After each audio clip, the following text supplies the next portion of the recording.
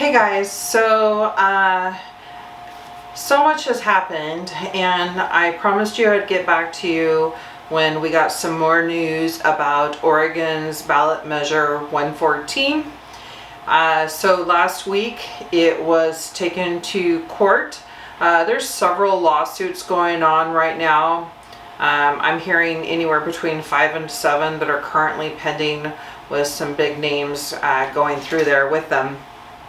But so it went to court Friday. Now, one of the things that was not or is not really being addressed, I'm really not seeing, is the fact that it was taken from one county and moved to another county, basically in Portland, where it's more liberal. But so much is happening, and there's so many updates, you almost can't really keep up with it. But today a bunch did happen. So for this ballot measure 114, as of today, which is December 6th, this is where we're at. So the heads of the Oregon police chiefs and the Sheriff's Association submitted their statements that they are not prepared, they're not staffed, and they don't have the funding for this new gun control measure. Now, Jason Myers, he is the head of the Oregon Sheriff's Association, and Kevin Campbell, who is the executive director of the Chiefs of Police, submitted for a stay on that. Now, the judge did grant a temporary restraining order after a federal judge did deny a motion that tried to block the measure's ban on all high-capacity magazines. Now, there was a Harney County judge that states that this is just completely unable to lawfully, this is what he's saying, basically, unable to lawfully purchase a firearm or bear a magazine capable of holding 10 rounds is infringing on one's Second Amendment rights. Absolutely it is. Now, through our local news and affiliates that is coming out, it's been very well brought to attention that we have a large number of bird hunters here too, and even some of their shotguns won't even be allowed to be used. In fact, as of today, what happened is they went ahead and granted a stay, but only for 30 days, not 2 months like they were hoping for. So we've got a 30-day stay for them to figure out basically the permitting and processing part of the firearms ban. However, the ban is still in effect, which starts Thursday, so 2 days from today. Now, let me just read you this, because there's so much going on, and I want you to hear it directly from the horse's mouths. So earlier in the day, Tuesday, federal judge Karen Immigrant, I probably pronounced that wrong, denied a separate motion for the preliminary injunction, saying that the plaintiffs failed to make the case on limited large capacity, 10 or more rounds, ammunition magazines. The plaintiff's motion claimed that Measure 114 would not counteract violent crime and gun deaths. Correct. And would violate the Second, Fifth, and 14th Amendment. Absolutely correct. But what people aren't realizing, well, I would say what one party isn't realizing, is that law-abiding citizens are always law-abiding citizens. They come in, they properly purchase their guns, they get the correct, if they're doing concealed carry, they're getting their correct one. They're doing everything the way they should. It's the non-law-abiding citizens that are committing this horrendous crimes. So it's not going to do anything but cause more. Now you've got this database that's going to be happening, that's going to be providing all of this information. If I was a bad guy and I knew so-and-so, Jimmy John down the road, it's really a restaurant, but anyway, Jimmy John down the road I seen him get in his vehicle a couple times holding some pretty awesome looking weapons. I can know that he leaves every morning at 10 a.m. and gets back every night at 7 p.m. That leaves me all day long. This is going to wrap up so much. They're trying to figure out, who's going to be holding the permits, who's going to be entering the firearms, and then who is going to be taking care of all this training. Each person that buys a gun in Oregon will have to go to the shooting range with a member of law enforcement and show proficiency. But wait, if you don't have that permit, you can't get that gun to go out and show that. Yeah, it's crazy. The federal judge's ruling is based on the U.S. Constitution, which tells us what states are allowed to do, while the state's judge's ruling is based on Oregon's Constitution, which has the jurisdiction to stop the measure for now. It's not that the state judge outranks the federal court, it's that they are both proceeding on parallel tracks, and the state has to defend against both claims. If it loses against one of the claims, then it has to obey the court's ruling. So this is something that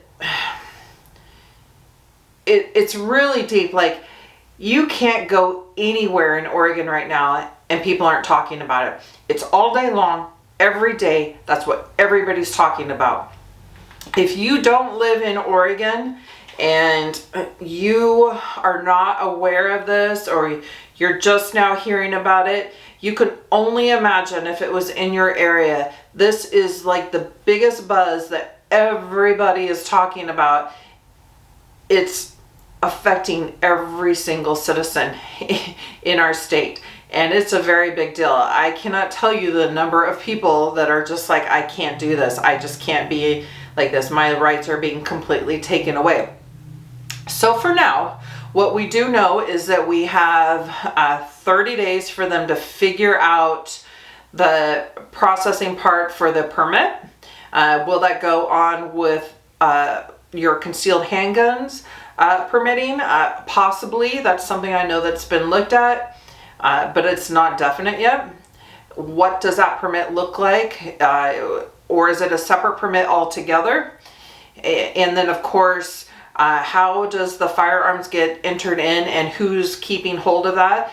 Previously, they were talking about the sheriff's office for doing both of those things. Don't know. It's not completely decided. They kind of keep walking back and forth on things. And then the third piece of it, of course, is that proficiency that, my goodness, can you imagine, especially if you live in a bigger area, and all the amount of people that buy firearms going down to try to get proficiency? I mean, you're going to need, like, I don't even know how many people to be doing that all day long, and that's law enforcement that has to do it. So who's watching the crime? Like, this is the most ridiculous bill that was put together by a 17-year-old, and I believe a church.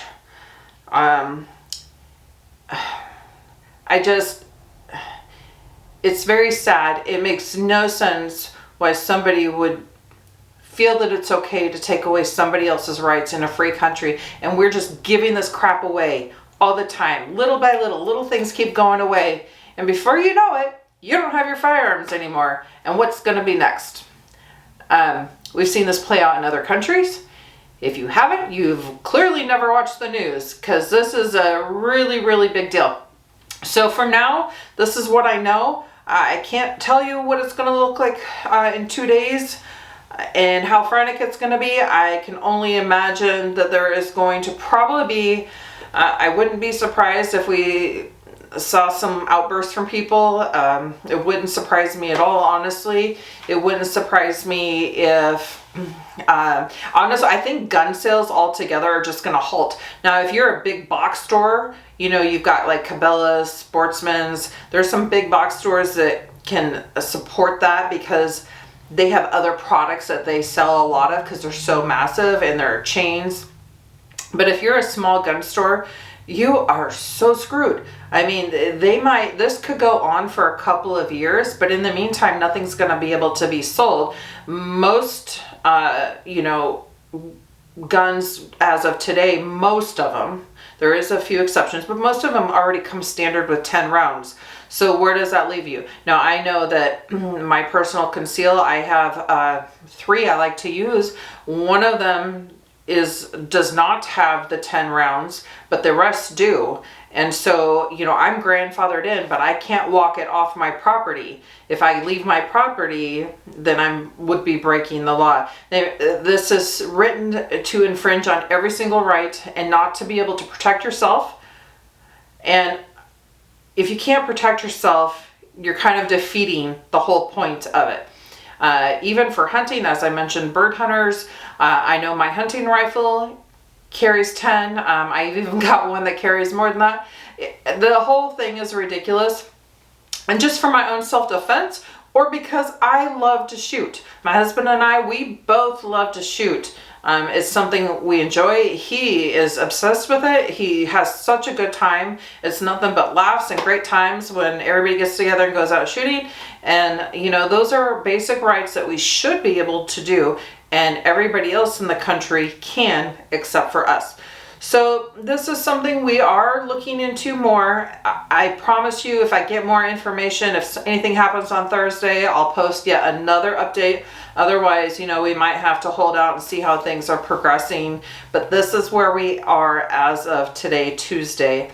So guys, I really appreciate your support. And I do have a lot of Oregon folks, but I know we got a lot of people out of Georgia too that are watching. I really appreciate the emails I've been getting and supporting us. So thank you very much, and stay safe, be vigilant, study up on that Second Amendment. There's more than one line to it.